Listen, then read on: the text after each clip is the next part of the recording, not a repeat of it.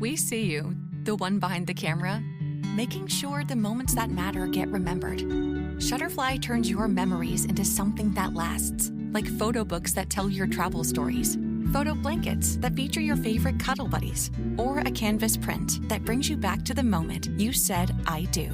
Big moments or everyday ones, Shutterfly makes it easy to keep them close. Make something that means something. Shutterfly. Morning people wake up for peace and quiet. McDonald's breakfast people, we wake up for the sweet rush of getting that warm, delicious breakfast right before it ends.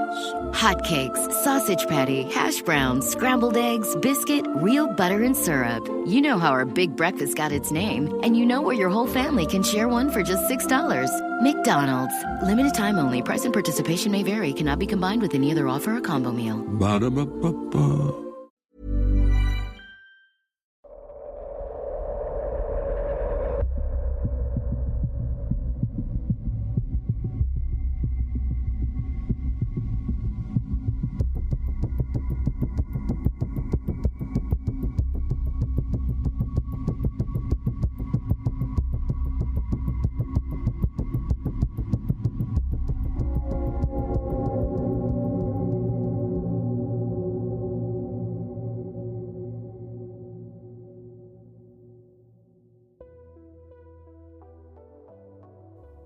Hello and welcome back to another episode of Scary. If you're new here, my name is Will, and each week I narrate your real-life paranormal experiences, as well as cover some famous paranormal cases along the way. As always, before we get into this week's main episode, I need to say a special thank you to our new Patreon subscribers, who are Simon Bleaken, Sean and Helen, Kat DeLeon, and Sonia Ross. Thank you so much for signing up to the show's Patreon, and if this is something that you're interested in, you can find the link in this episode's show notes, or simply go to patreon.com/scaryaparanormalpodcast, where you can gain access to exclusive scary episodes as well as ad-free main episodes. But now, let's get into our next paranormal encounter.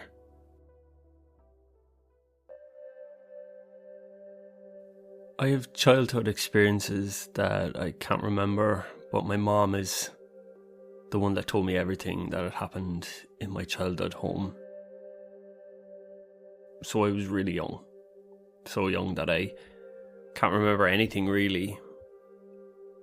My parents had moved into a house a week before my first birthday in 2001. It wasn't really a built-up area, but it wasn't really countryside either. It was somewhere in between. Back then it was a much smaller community. It was famous for its brine springs and salt mines just outside of Worcester, if you wanted to Google it. We had a couple of good neighbours within our cul-de-sac. It consisted of 2 or 3 other families with young children, and there was an elderly couple next door whose house was directly attached onto ours. From what my mother tells me, the first few years of my childhood were quiet. She said it wasn't until my dad had started making changes to the house that anything noticeable happened. For whatever reason, he had decided to rip out the old fireplace and put in a new one. Something to do with poor brickwork. I'm not 100% sure. Apparently this took a good while to complete because Dad worked away and he also worked nights. Often he would be gone and it would be Mom and I, and we would be left alone, and when he did come home he would spend the day sleeping and prep for his next shift. So on this particular occasion, my dad was working night shift. I was about 3 or 4 at the time. My bedtime will be 6:30 or 7, depending on how long it took me to fall asleep. But after I'd gone to sleep, Mom made her way downstairs to watch some TV. My bedroom was directly above the living room. which I think was that so if I got up in the middle of the night and started playing in my room, my parents could hear me and send me back to bed, which is exactly what happened. My mom said that she had just clicked resume on the TV and almost immediately she could hear footsteps in my room. So she paused it and listened to me walking in the room, and after a few moments shouted up to me to get back into bed. She said after that the footsteps stopped, so she continued watching her show. But again, a few minutes later she heard footsteps again, but this time she said it was coupled with what sounded like my wardrobe doors opening and closing. She said she was pretty annoyed that she had told me once and now was having to tell me again, so this time she shouted up and threatened to come up if I got out of bed again, and the wardrobe doors fell quiet. And once again, having heard everything go quiet, she resumed the TV again. She said she remembers calling my dad and saying that I was being a bit of a nightmare, and had a bit of rant and I suppose talked about her day. And just as she put the phone down, she heard the wardrobe doors moving again, this time sounding to be frantically opening and closing. She said these were so loud that she was worried that it was going to be bothering next door, that elderly couple. In true mom style, she bolted up the stairs ready to give me an earful, shouting the whole way, "Wait till your dad gets home." It was the early 2000s, so threatening your child with a smacked bum was an appropriate form of parenting back then. My room was right at the end of the corridor and everything was in darkness. She said that that was unusual because she would keep the bathroom light on for me. I was scared of the dark as a child and I would cry, so she would leave some sort of light on. She said it didn't dawn on her until after she turned the bathroom light on that she knew she hadn't turned it off. And she also knew what I wouldn't turn it off. She says that she remembers coming to my room, opening the door, and the wardrobe, both doors were wide open. She found me asleep in my bed, and just as she was trying to figure out if I was actually asleep or not, both of the wardrobe doors slammed shut. When that happened, she said that she came out of my room and she hid under the bed in her room until my dad got home, and she refused to move. While she was there, though, she said the house was quiet. There was no movement from my room or anywhere else. And now we laugh at the fact that she left me there to fend for myself. The next day, my mom had to work and my dad needed to go to sleep. So she took me to my uncle and auntie's house for a play date with my cousin. They were all sat on the sofa talking about their day and what we were going to do while Mom was at work. Mom hadn't mentioned what had happened the night previous. I think she might have been worried that my auntie and uncle would think that she was losing the plot. She told them that I was obviously tired and not myself, so while I was sat there, I was asked what was wrong, and I started doing an open, closed motion with my hands, and I said, the man in my room kept doing this to my wardrobe. There are a few more incidences where my mom had been freaked out by my existence in that house. She said that once I had been upstairs in my room being eerily quiet, which any parent would know is a cause for concern. So she went upstairs to my bedroom only to find me drawing and talking to myself. Relieved I wasn't drawing on the walls, she bent down to look at what I was drawing, and she found that I was drawing a perfect picture of the front of the Titanic. She said it was as if she was stood in front of it, like taking a snapshot of it. And she asked me where I gotten the image from and how I'd even managed to draw something as complex as that. And my reply was, the lady helped me. She assumed that it was a teacher or someone at school, and she asked me what lady had helped me, and I said, the lady in my wardrobe. There was no lady in my wardrobe, or man for that matter. It was just me in my bedroom.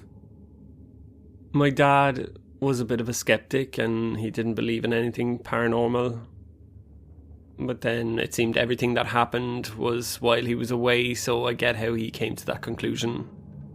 It wasn't until he had come home one night, and I can't remember if Mom said my dad was drunk or he had a stomach bug or something to that effect. Either way, my father was worse for wear or ill.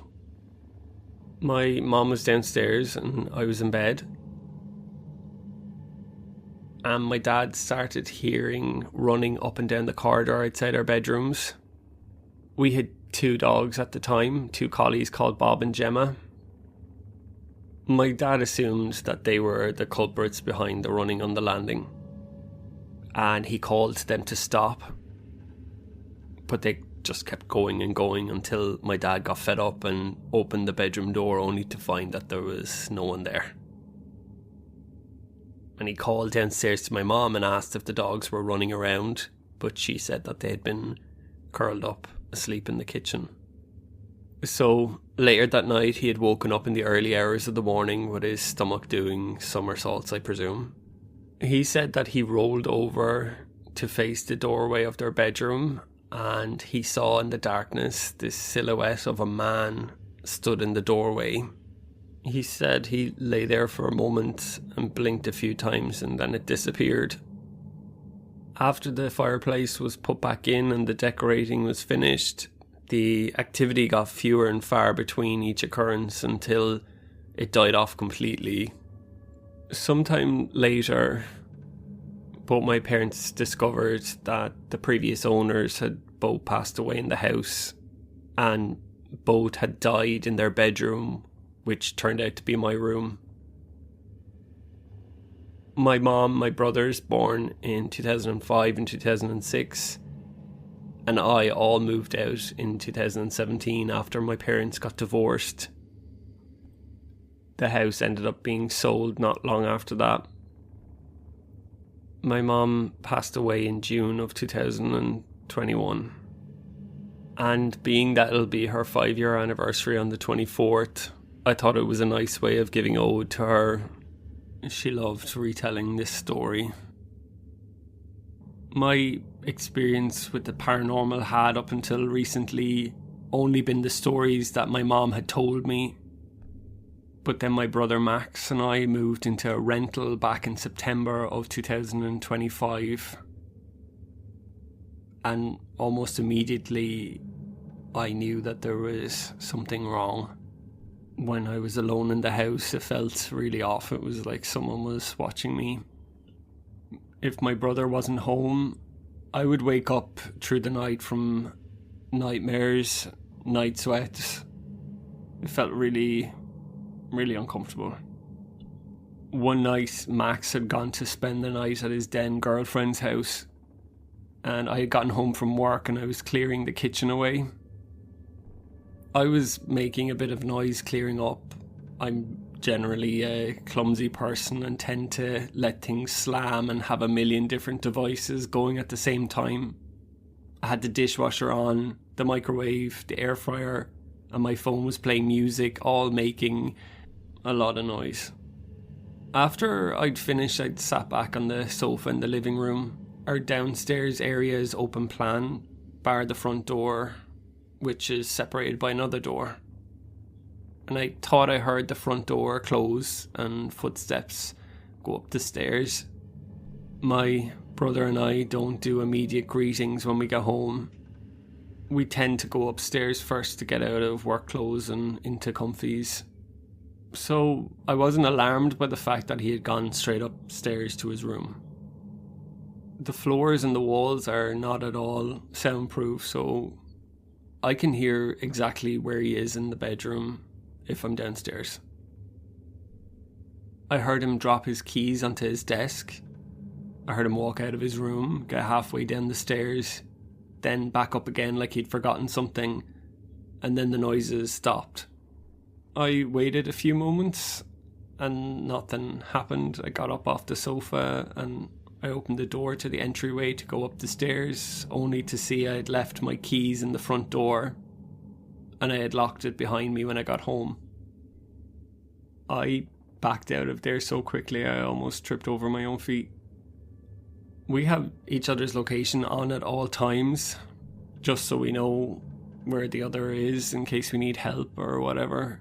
So I opened up the Find My Friends app on the iPhone to look at where he was, only to find he was already at his girlfriend's.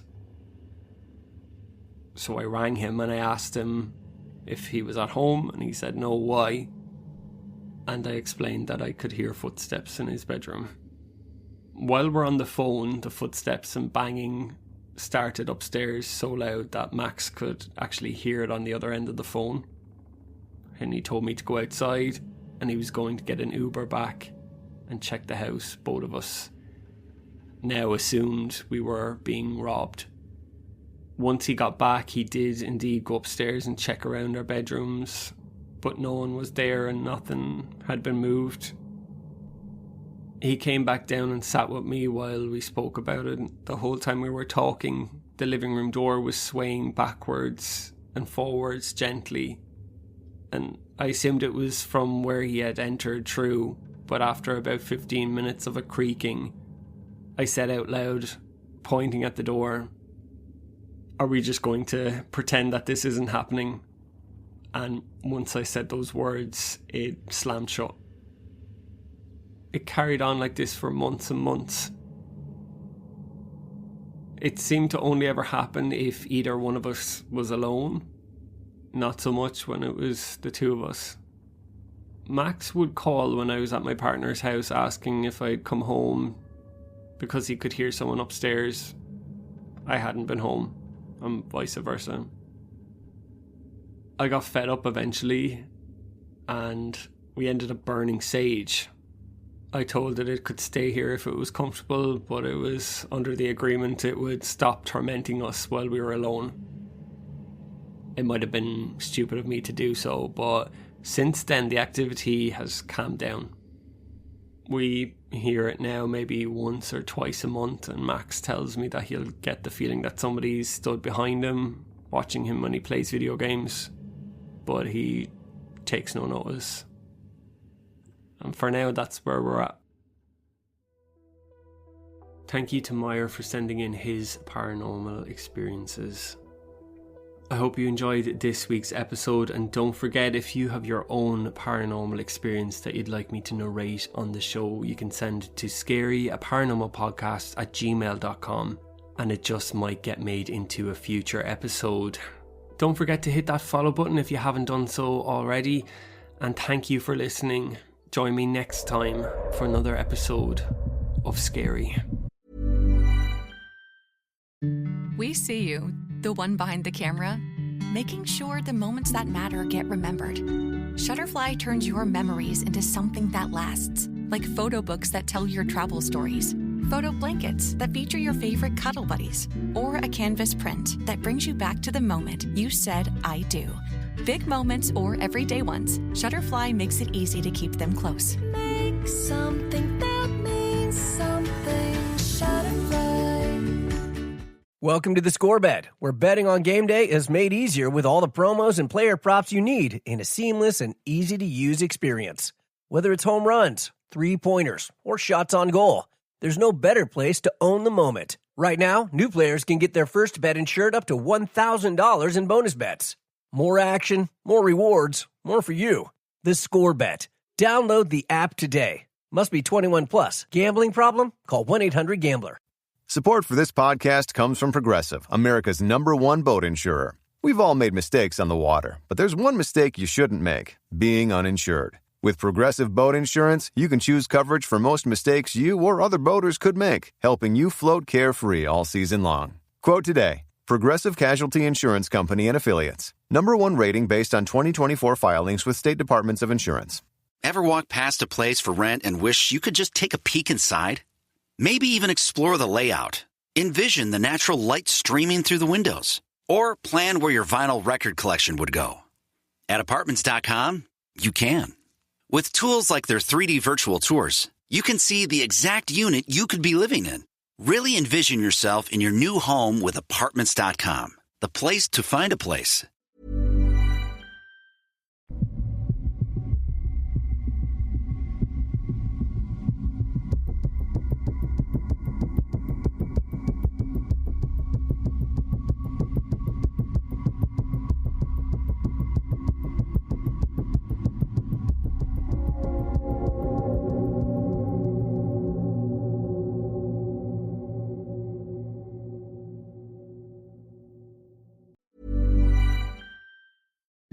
We see you, the one behind the camera, making sure the moments that matter get remembered.